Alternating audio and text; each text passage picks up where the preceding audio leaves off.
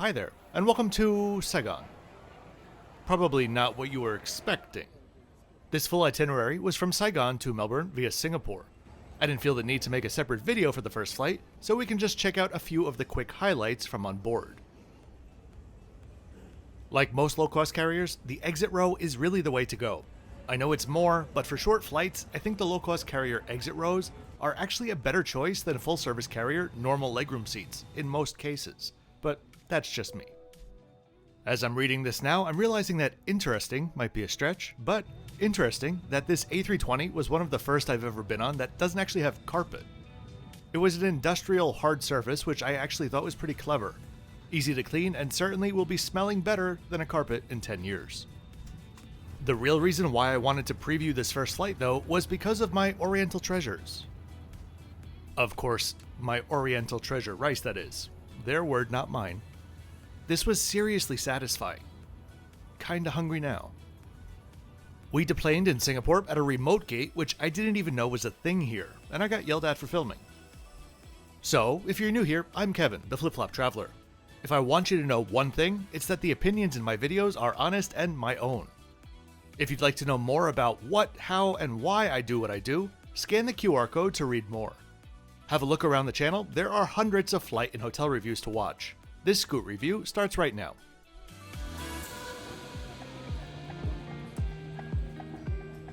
Welcome to one of my favorite airports on Earth, but I'm definitely not alone with that opinion. It's one of most people's favorite airports. In my upcoming Roots and Hub series, we'll be back at Singapore Changi for a full tour of literally everything that the airport has to offer. So today we can just head straight over to the lounge. If you missed my Roots and Hub series intro video, you can find it above or in the description. Basically, I took 33 flights in 30 days between Brisbane and London, and this is how I'm getting down to Australia to begin with.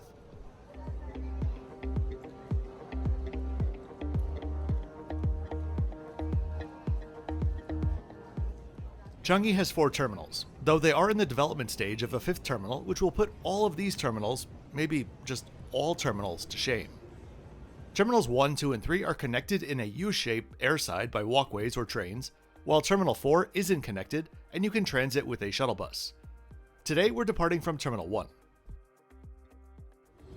Scoot Plus, which used to be called Scoot Biz, is essentially a premium economy product and does not include lounge access. So I'm going to head to the SATS Premier Lounge in Terminal 3, which I can access with Priority Pass. I prefer the SATS Lounge in Terminal 3 compared to the Marhaba Lounge in Terminal 1. I had around 3.5 hours to kill, so time wasn't a problem. Scoot is the low-cost arm of Singapore Airlines, or SQ, and they began operations initially with only a wide-body fleet in June of 2012, with their first flight to Sydney followed by the Gold Coast. At the time, there was another low-cost carrier operating from Singapore, Tiger Air Singapore. In 2014, Singapore Airlines acquired Tiger Air Singapore, not to be confused with Tiger Air Taiwan, Tiger Air Australia, Tiger Air Mandala, you get it. They just bought Tiger Air Singapore. At the time, Tiger Air Singapore was just a narrow-body operator on regional routes. In 2015, SQ merged it with their own Scoot to make a comprehensive short and long-haul low-cost carrier. Scoot currently flies to 69 destinations, with more than half of those in Indonesia, Malaysia, and China. While there is a lot of overlap between Scoot and the SQ network, where Scoot really comes of use is to 2nd and 3rd tier cities in the 3 markets that I mentioned. SQ flies to 6 cities in mainland China, Scoot to 17. SQ to 4 in Indonesia, Scoot to 10. You get the picture. There was also another airline which Scoot launched with Nok Air in 2014 named Nok Scoot. They focused on limited mid-haul routes, but stopped operations during COVID. All of SQ's consolidation has certainly served them well, served their pockets well at least. Let's also remember that they folded their regional brand, Silk Air, into mainline operations during COVID. In 2023, Scoot returned to profit, but not just any profit. A profit that was more than double any other year in the airline's history. The kicker is, that crazy profit was with less passengers than they had annually before COVID, which is a trend in the industry and says a lot about where travel-related inflation, giant air quotes on that one, is actually coming from. But that's a topic for another day, perhaps on another channel. Something I wish was discussed a heck of a lot more. Move on, Kevin. Move on. Okay, heading to the gate now. Keep in mind that most of Singapore Changi has security at the gate itself, the exception being at Terminal 4, which has centralized security. The beauty of this is that when you're transiting, you get off the plane and you're instantly in the terminal. The downside is you'll definitely need to queue for security at the gate, which they only open around an hour before boarding begins. Also, when entering these gates, any liquids that you have, even drinks that you bought at the airport, airside, are not allowed through security. Personally, I've always noticed water dispensers in the gate areas, but I've received comments on past videos about some of the gates not having them. Either way though, Scoot's absurd policies on board make this even a bit more problematic, as they don't allow any outside food or drink to be consumed on the plane. There are a few other airlines that have similar policies, but Scoot is the only airline I've ever actually seen enforce it, and you're reminded of it multiple times on board. Okay, let's get on board our 9-year-old 787-9. Scoot currently has 53 aircraft on hand, 21 of them being 787s. They also have a further 29 aircraft on order, including 7 more Embraer 190s. As I boarded, I'd say I was acknowledged more than greeted, and I made my way to seat 1 kilo. On longer flights, I really do not like getting trapped in the window seat, which is why you don't see a heck of a lot of long-haul economy on this channel. So that's why I chose the bulkhead seat on tonight's flight. But I wouldn't do it again, and I'll explain in a moment. These seats have certainly seen better days. Each seat has an adjustable headrest and manual controls to recline or raise the leg rest.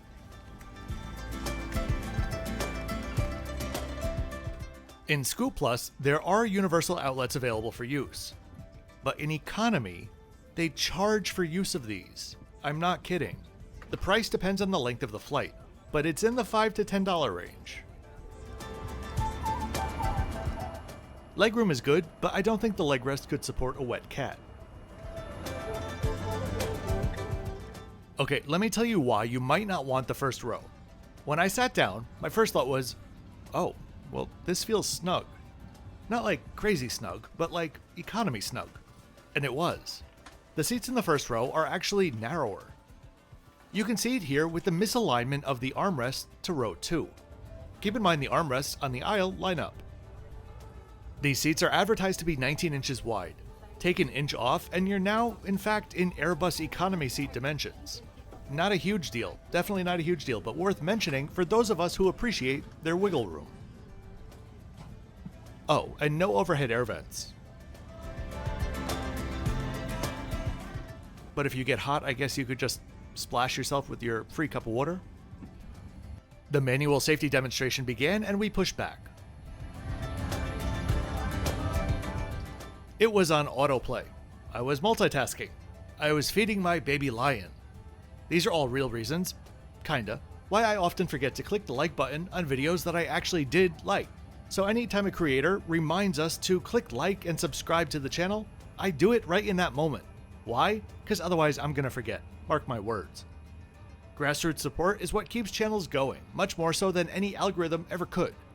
So if you enjoyed this video today, be sure to click all the buttons, but of course just the good ones. My Patreon is also linked in the description below. Thanks very much.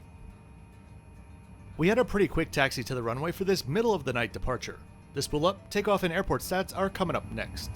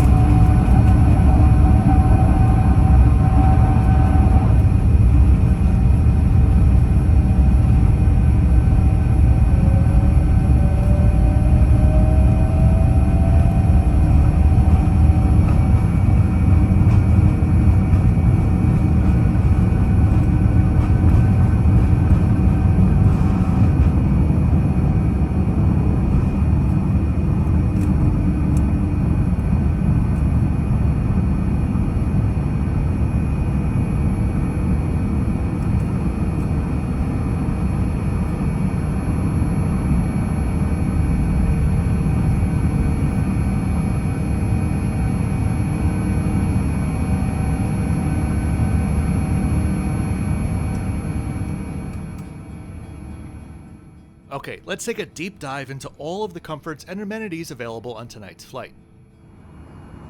Oh, right, there are none. Okay, well, let's check out the in-flight entertainment. Crap. Sorry, yeah, there's none of that either. In-flight Wi-Fi? Yes. In Scoot Plus, you get a complimentary Wi-Fi pass for a whopping 30 megabytes. Okay, so two things. First of all, you can buy what they call a snooze kit for $17 if you did want some amenities. But secondly, and more importantly, I want to show you why buying Scoot Plus might actually be cheaper than flying economy on Scoot. I mean this literally.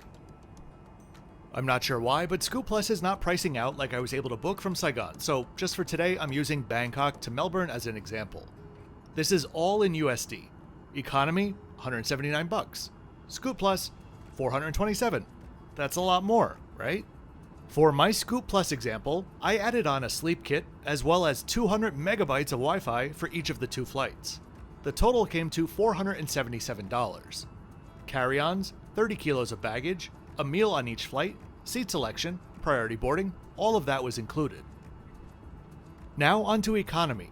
I added another carry-on bag, 20 kilos of baggage, selected bulkhead seats, chose a meal for each flight, 200 megabytes of data for each flight, and a sleep kit for a total of $457. So, for $20 more, arguably less if you play around with the add-ons that you do or don't need, in the end, the Scoot Plus seat could very well be cheaper. And I don't know who needs to hear this, but the Scoot economy seat is not fun. Since we took off in the middle of the night, they prioritized sleeping, and so breakfast was served before we landed. Things were being prepared as we cruised over Central Australia. Here's the menu, which I had a look at on my previous flight. You'll see why the no buy on board food policy is a bit problematic. Their prices are not exactly screaming low cost.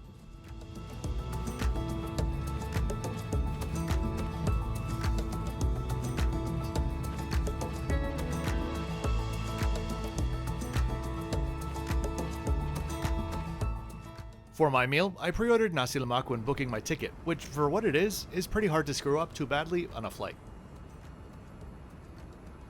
It came with an emergency inflatable device, which was ready to burst with overwhelming yellow cake flavor and a soft drink of your choice. It was good, but honestly, in a heartbeat, I'd go back to that Oriental Treasures rice over this.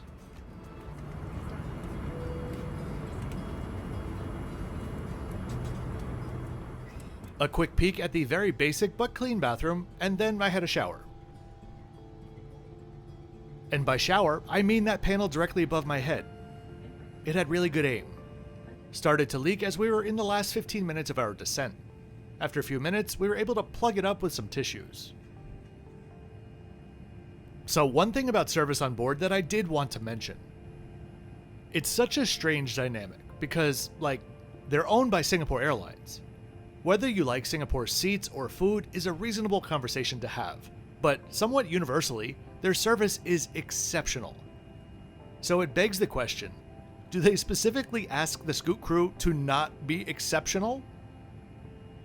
No one was rude or standoffish or something like that, but hospitality is so ingrained in SQ's culture that it always surprises me that that has never translated whatsoever into Scoot. I know it's low cost, but I guess what I'm trying to say is smiling is free. Unless, of course, you work for United, in which case there is a smile tax, or so it would seem. If you're considering booking Scoot for a long-haul flight like this, my guess is that Jetstar is also an option. I'd highly suggest to check out my Jetstar video from Brisbane to Bali. That whole experience is surprisingly a lot more premium than this one. We had a foggy, overcast approach into Melbourne from the north. Enjoy the landing and airport stats.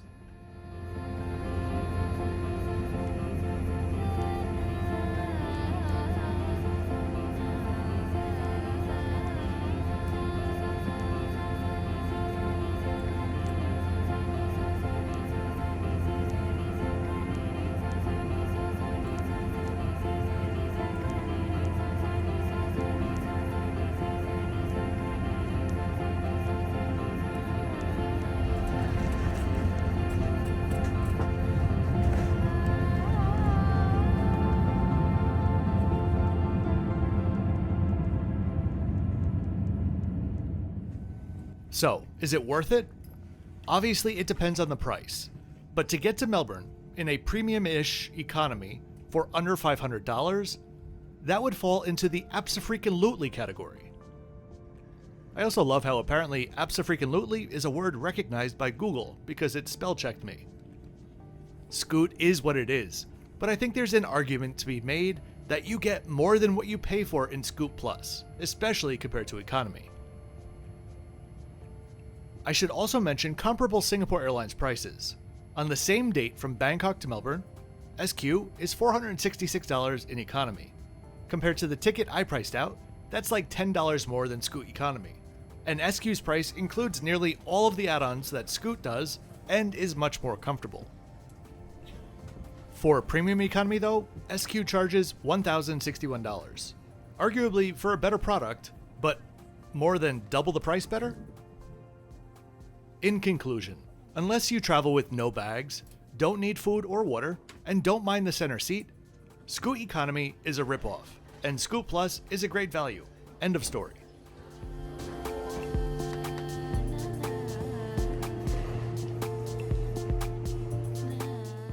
Okay, so I do hope that you really enjoyed this trip report today. If you did, please be sure to click the like button and subscribe so you'll be able to catch my 2 weekly videos.